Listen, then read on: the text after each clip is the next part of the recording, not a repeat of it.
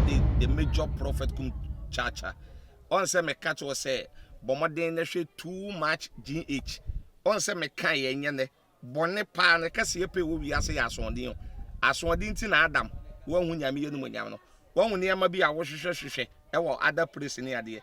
Cat won na bomoden na be hwe too much GH be hwe na subscribe bomoden o be hwe pe na wa ye subscribe o subscribe subscribe na subscribe na o subscribe a na wo benya ne ma pe a wo pe ne ma papa a wo pe ahwe nyame hira na ura when nyame catch na Jeremiah so hye ne ma me yam and o see ni difo Peter wan go school da by no srama Peter so no Acts chapter 2 verse 36 37 38 39 40 41 42 43 Peter Peter so am Peter and ye nyame juma listen to me Proverbs chapter 9 verse 13 mo amosha no mo fa comment ne mra na mo hwa said ya make no e wo Proverbs no eniwa waso oba bi opekasa onim nyansa na ni ti woso kwa a wonim hwe eti Tracey Boakye ne kasa no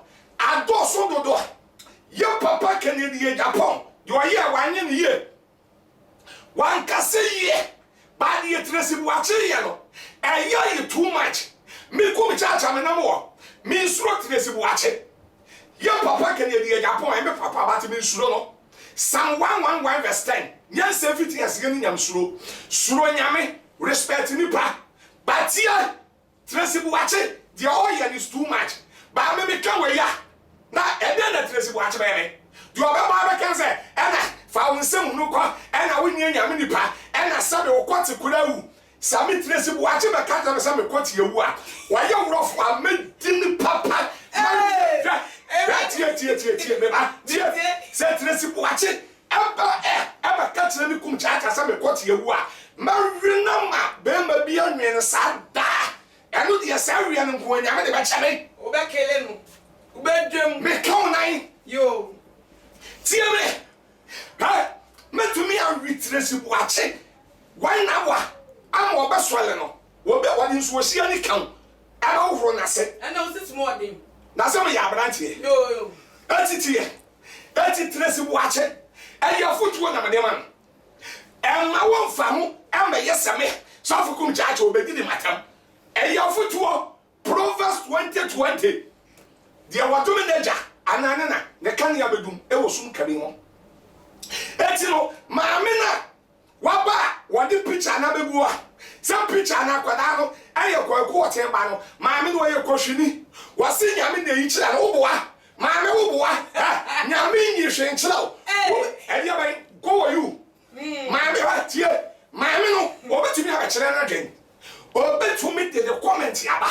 Abekire na dwen but maame no ma won fa we nkwaye prophecy saadie we ma won fa nkwaye prophecy say nyame na yi akire ne say akwada no eye papa kwaku otemba wo boa me se wo boa eye turo wo boa ati tie na me foma no sina no so le nko Yo tie me me ka kire won na say me ka asiye kabiyo maka say kumasi isu na esi ye no ana me de we yabam Some Bible said what asam.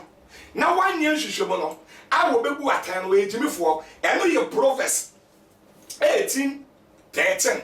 And a Proverbs 14:15. 14:15. Was so be oya tete kwani. And o gin sem nyina bi. What gin ya dwuma na ya tete kwani a. And sem we wi ase nyina no. Ya na ugidi. Hwami ni haba. Ma me tro wade na me ka sam ncho say. Abrantie na ya re ne so ano. Ya so ana ne kote. Yete sufi yete ne kote ne sufi so. Sister no. Say ya no kure. Na ya no kure pa na ya no kure. Say abrante ya no ye koronfo. Ana oba dem wo so obebo koro no.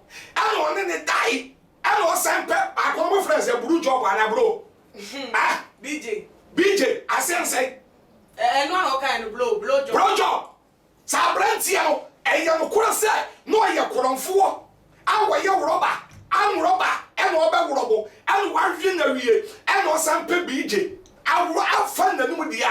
Ga ni dia wo ga na hu ne mobo. ese ka wo hwe soa ni nyina ka wo soa no It's on your free to cry. Are you free no? When you be the call. When I catch up, ese ko hwe ne soa wo hwe ne soa nyina every quartier nan kasa edition one gun where you pull wo hwe soa ne quartier ni nyina ba wa sa asem no akoye quartier nan tatwene afa na hwehwemu ba say ye no kora dia sabo ye koromfo dia do ye no e good ba nya no kora dia aprosifo hwem enya no kora aprosifo egusu hwehwem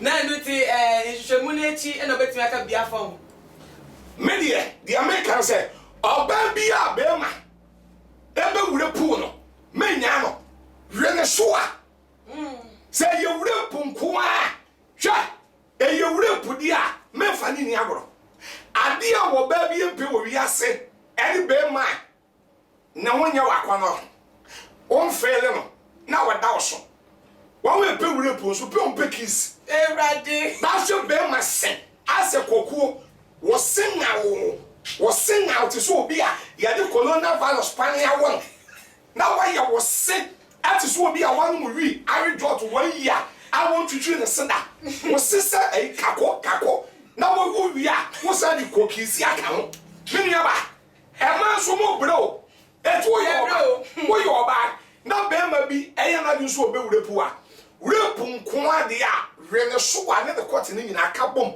rene tetenyam na se boni mienu etimi nya papa da so yo boni na so de boni be tia no so ka dia ene se mu mienu nya mafo mra wa dwen nya dwuma akami self defense ya wa dia friend self defense eni abro self defense no me ya ba o ya what were self defense wonu se wura pokum nipa wonu etimi do ho o me ya ba ada wonu ba me oba mom na se ade mpaso agro but ko na anko ni ye etimi na wonu mo bi woni obi di mpaso agro a wo be wie na ba ko wu no kra me kum ma eti wura ekum nipa na ekum nipa etimi ku nipa thank you wo di amo to nchen a obi wura pu wa wonu me yare wo de ma ene de wuntimi nkyere wonu me yare wo nipa no wuntimi nkyere wo HIV wo de ama o baba so wo de ama o yare bi wo wi aso wo de ama menu aba was about baby a 3 day utimi say cook chacha ebufo bem na me ba cho o do final words to dia na me me sorry akwa no until final words me final words am dey to dwa sorry no mawie nyame hira no da me ba no ye benya be 2 hours ana 3 hours me abom nsem wo pa nyame hira subscribe fidie na be hira ana come so me YouTube wo no mo a wo benya me ho kum 1 TV kum ni ye KUM one ye single abade ni bi ene ma me di guo ensama na kan guo pa kum 1 TV eno so be subscribing ya na wa share na wa like it will kwa kum 1 TV KUM one ye single abade ni bi Facebook no so ye kum 1 na Facebook kum 1 abade ni bi sa na wa ye cool that na obi dia sema ba ma David Johnson said that armed robber is an Ashanti ohun ni say Asantini abrantie and okodi say adwuma no Dauda Falcon say AGH Expose GH say David you need to be arrested immediately. How did you know he's an Ashanti? Expose GH but they was say Dr. Kweku Atin has paid Kum Chacha to talk for him. Nature One say Kum One God bless you. Link up say I support you Kum. Teflon Don say Kum Chacha spitting real facts no cap. Ken Ejapon no try. Expose GH say people are afraid of Kennedy Ejapon because of his money. Link up City Edo Eddie about say Eyi oja fire the oja emojis so Eddie account. Glossy say hit it hard. Eric Amponsa Wobisa. I wonder why Kum Chacha always comes to the defense of people who are accused of such issues, and he always backs his talks with the Bible. Glossy say God bless you Kum Chacha. Tilemu na menti ase o se le. O say on ti ase de ntia wo de. Da bia dan kwafo nya cases obi aye boni ase meto dape na wa ba na we di adwa na se wo chechire mu wiesa ase the Bible verses asa ka wa bo ho. Na te ase no ma na ye de. A de so ye boni na nipa na di. Na da bio. Ya papa Kwaku Aten. Ya papa Kwaku Aten. Eda hwehwem. any free DNA mo kan say DNA na de DNA na no bon DNA test aba ekena say akoda na Tracey Boakye awono no eye papa ne ba eye mo ka bibi say it is alleged akeka a rumors. thank you akeka so na ma go to Proverbs 18:13 say wo a wo te asem a wo jeje aresa no wakoye hwehwemu no a wo be hwehwemu kura be wie na enya no kura no Bible say wo no you are totally fool ya te asem a mini aba ho ya te asem a ye je ne prako pe o ya ma me nya example bi ntwa na me so nko ma me nya example Okay. Soja ni ya on ku no de nchila bo ase ebre bi atwam mahama mejo mahama sa wona mo a wokwa na kromfo so bi owo bi anso so ye kromfo ba ye hwehwe mo no ye kromfo No nya kromfo. thank you by omini aba hwa ebre bi ma me nka sam ncho se man bi wo ye proceeding o se efiata de e ma okukuma se kegetia awo pam kromfo bi no ewo ba bi ananse ya won bo bi to alaba asen fine no proceeding ni se fiata de Satade na kromfo no hye the same thing and a proceeding no hye by one hye uniform nyame ko na bo a proceeding no ka won finish no sa wonu say bo nyame bo ade say o we ya kromfo salande no kuta ID card am o yi ni ID card am o so we police officer say nye ID card no and the save na tade no obi de akose ya pa ne kromfo gade abache na ne busuafo yai modisia na ya bo ne ko ne pra no na media any TV nyina capture na waje na nim guase ye be kom so no anya kromfo ewi ase edin ni din hia atade ni atade hia nipa eni nipa ese eti me sofu kum chacha ya papa kwaku oten omo me pa listen to me ya papa kwaku oten omo me pa ba semi o no obi beka na me dabi o ya se Tracey Boakye ne ba ne papa ne han me pa cho Tracey Boakye ne ba ne papa e be yi chop money amount me bi sa that's what no de no ha beto abon to no anu ama nsem na ye open dabi o bi a page mo afim e be yi chop money amount yi chop money mo bi a e be to your school fees amount e be to your dan car amount Ninia enyi entua ma obia that then na Tracey Boakye nam enkoye DNA test anase wono enfa ne krata amato abonten oba woti wei se wawo me pa cho wawo na me oba oba se woni mo oba papa me ba papa wo 5 wa na so woni wo 5 wa kwala 5 ni nyina so woni mo bia papa me obi a papa wona akoda wona aba onam ete so obi a ya je na wo ene nyame adom wawo ete so wo ba papa oba bi a woni be ma awo awanyam ene ni be ma awanyam no ete wontumi nyina baabi entumi ntena baabi entumi nkase wo bi afono ene ne mo ma ne hwen ene wo bi se ya di a Tracey Boakye na nkasa eba bonten beka se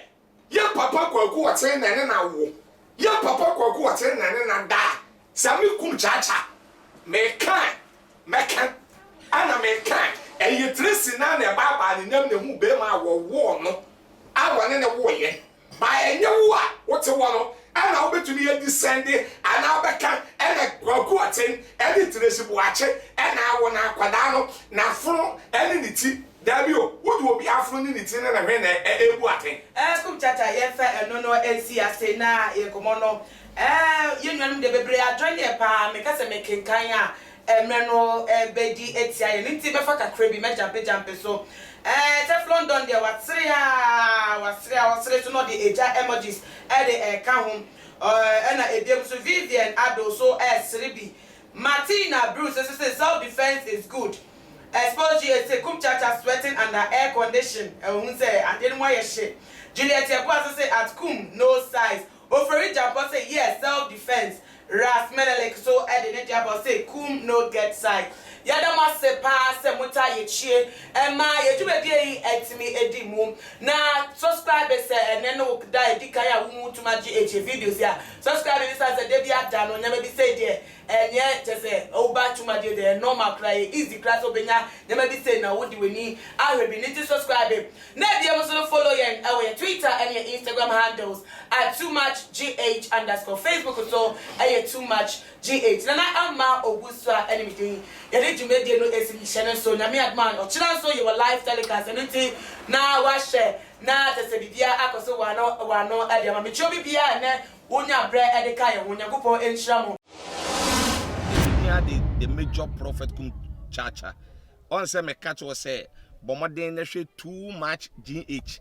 On say me kan ye nyane bone pa na kase ye pe wo wi ase ya asonde asonde nti na Adam wo hu nyame ye no nyame no wo hu ne ma bi a wo hwehwehwehwe e wo other place ne ade kat won na bomoden na be hwe too much GH be hwe na subscribe bomoden o be hwe pe na wa ye subscribe o subscribe subscribe na subscribe na o subscribe a na wo benya ne ma pe a wo pe ne ma papa a wo pe ahwe nyame hira na ura